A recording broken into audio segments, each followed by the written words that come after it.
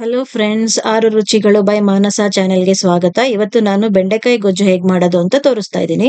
ಅದಕ್ಕೆ ಬೇಕಾಗಿರೋ ingredients: 4 onion, ಗಸಗಸೆ 1 ಸ್ಪೂನು, ತುರಿದಿರುವ ತೆಂಗಿನಕಾಯಿ 1 ಕಪ್ಪು, 1 ಟೊಮ್ಯಾಟೊ, 1 ಸ್ಪೂನ್ ಅರಿಶಿನ, 6 ಬ್ಯಾಡಗಿ ಮೆಣಸಿನಕಾಯಿ, ಚಿಲ್ಲಿ 10, ಕರ್ಬೇವಿನ ಸೊಪ್ಪು, ಧನಿಯಾ ಪೌಡರ್ 1.5 ಸ್ಪೂನು, ಒಂದು ಸ್ಮಾಲ್ ಕಪ್ಪಲ್ಲಿ ಹುಣಸೆ ರಸ, ಅರ್ಧ ಕೆಜಿ ಬೆಂಡೆಕಾಯಿ. ಇವಾಗ ಬೆಂಡೆಕಾಯಿ ಫ್ರೈ ಮಾಡ್ಕೊಳ್ಳೋಣ.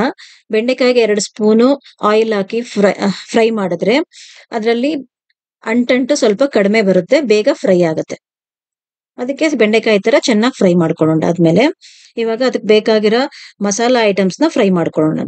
ಅದಕ್ಕೆ 1 ಸ್ಪೂನ್ ಆಯಿಲ್ ಹಾಕಿ ಆನಿಯನ್ ಹಾಕಿ ಫ್ರೈ ಮಾಡಿ, ಚೆನ್ನಾಗಿ ಫ್ರೈ ಮಾಡಿ.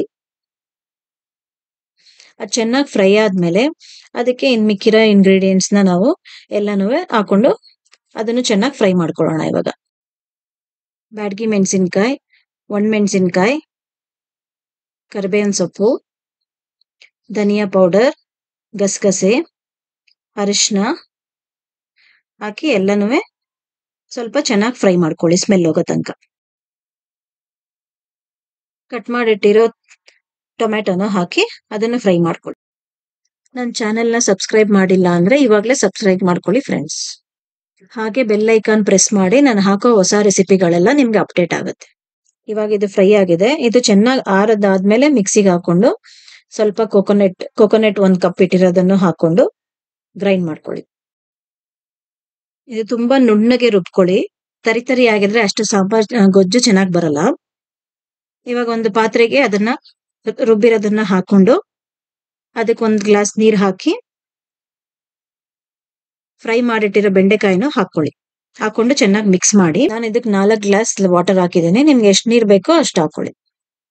ಇದು ಚೆನ್ನಾಗಿ ಬೆಂಡೆಕಾಯಿ ಬೆಂದಾದ್ಮೇಲೆ ಹುಳಿ ಹಾಕ್ಬೇಕು. ಮೊದ್ಲೇ ಹಾಕಿದ್ರೆ ಬೆಂಡೆಕಾಯಿ ಎಲ್ಲ ತುಂಬಾ ಹುಳಿಯಾಗಿ ಬಂದ್ಬಿಡುತ್ತೆ.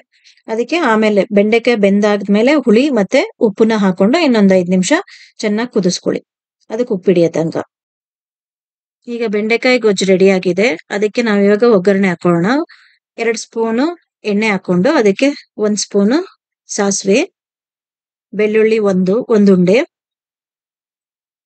1/2 ಸ್ಪೂನ್ ಜೀರಿಗೆ, ಕರಿಬೇವಿನ ಸೊಪ್ಪು,